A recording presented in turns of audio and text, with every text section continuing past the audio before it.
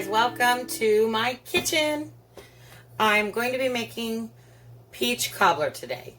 And this is one of my favorite recipes because it has almost pudding-like texture and a little bit of crispness on top. Sorry about that. And I just happen to love it. So in my bowl, I have 2 cups of flour and 2 cups of sugar. You can cut down the sugar if you like, but that's what the recipe calls for. And so to this, I'm going to add 2 cups of milk. Now also, this recipe requires 1 cup of butter, melted and already added to the pan.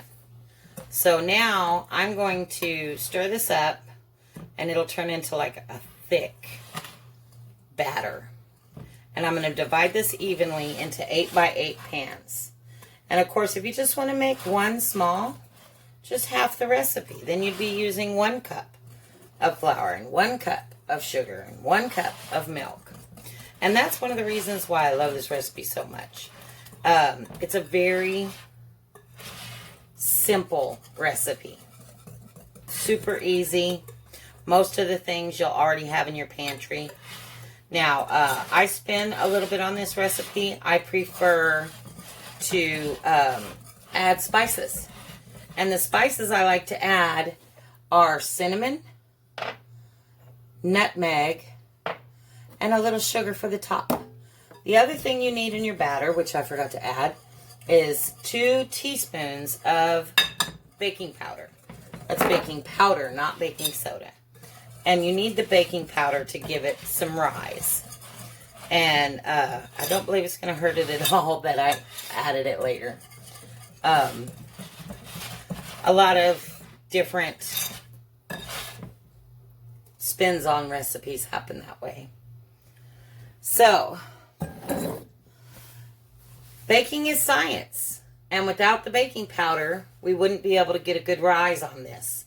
And without the good rise on this, we wouldn't be able to have a fluffy texture, a fluffy, almost cake-like, pudding-like texture. It's very nice. So I have put my butter in 8x8 pans. I've melted a half a stick per pan. And that's exactly how you want it. You want it liquid and all over the bottom. And I'm going to stir this some more because I can see that my lumps are going to the top.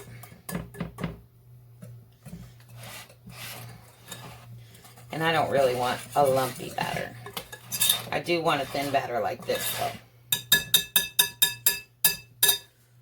Alright, so I'm going to pour half of this batter into one pan, and the other half of this batter into the other pan.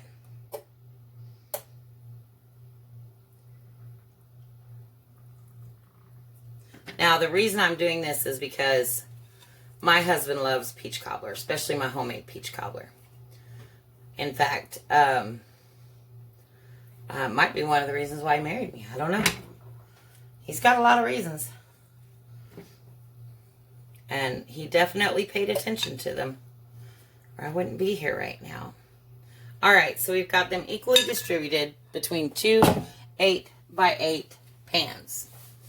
And now I'm going to add the peaches. And because this is a wet batter, I'm going to strain out the liquid. And I'll just do that with my impeccably clean hands, as Julia would say. I learned how to cook watching her. And I tell you what, growing up, that was one of my favorite things. Just Channel 9 all weekend long, listening to her, watching her. In fact, that's the only reason I learned how to, probably learned how to love cooking. because there were so many different things that I learned watching her and all the people that she would bring onto her show. And now here I am attempting my own show. So glad y'all could join me. Now, if you haven't done so already, if you could give this video a thumbs up and share it with your friends, it would be a good help for me as I'm just getting started. This is my second cooking video, and as I move along, I may redo the first video and this video later, but need an extra one in there. I have no idea what will happen. My husband's being very helpful today. He teased me about it and asked me if I wanted a portable studio. I told him, sure. So he helped me with some of the lighting today. All right, so now if you look into the pans, you can see the peaches are sitting on top of the batter. And now I'm going to take a tablespoon of sugar and add a teaspoon of nutmeg. And this is a teaspoon and a half of cinnamon.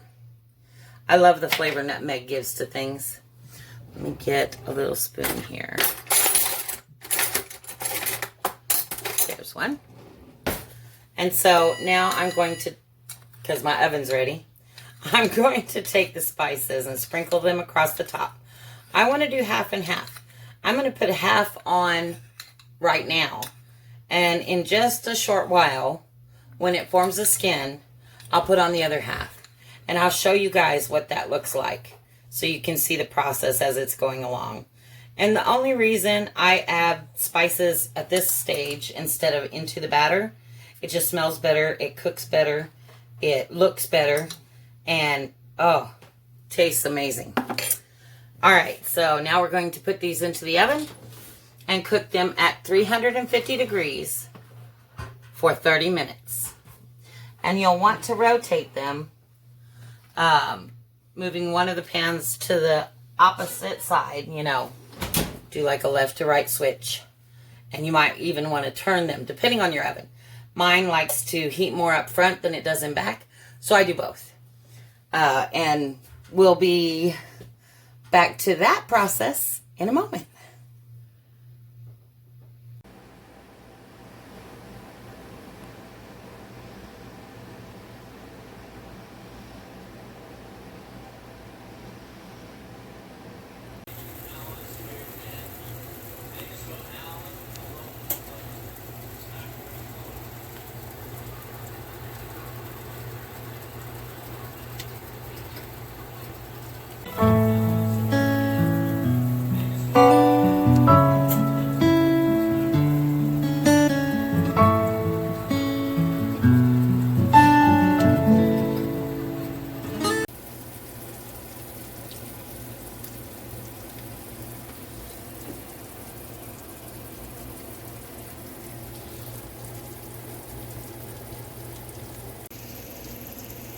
Now you want to make sure that they're done, and one of the ways to do that is to jiggle them.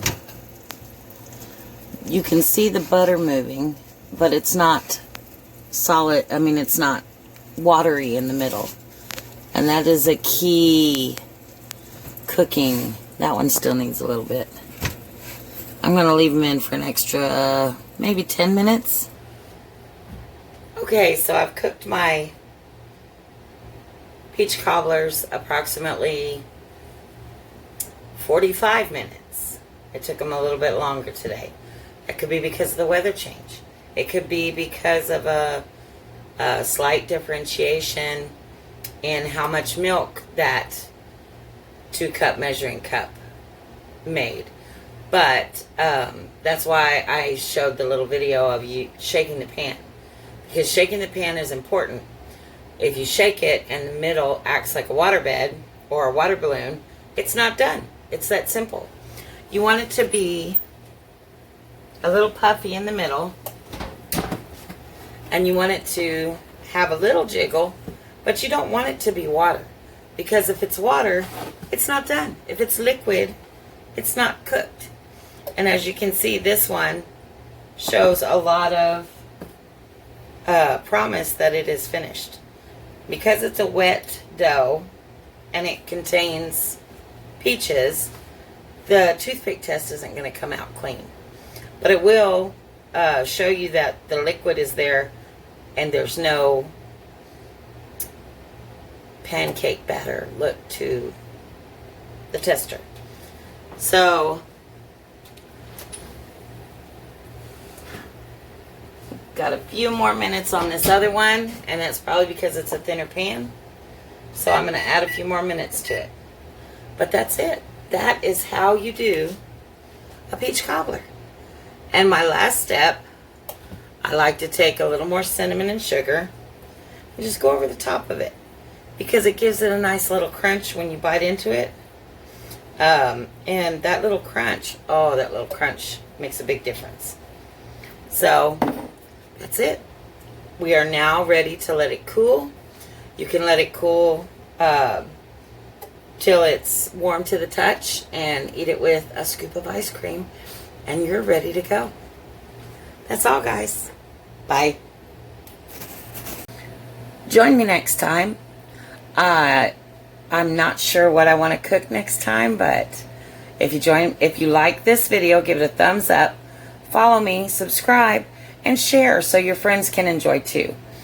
And have a great time eating your peach cobbler. See ya.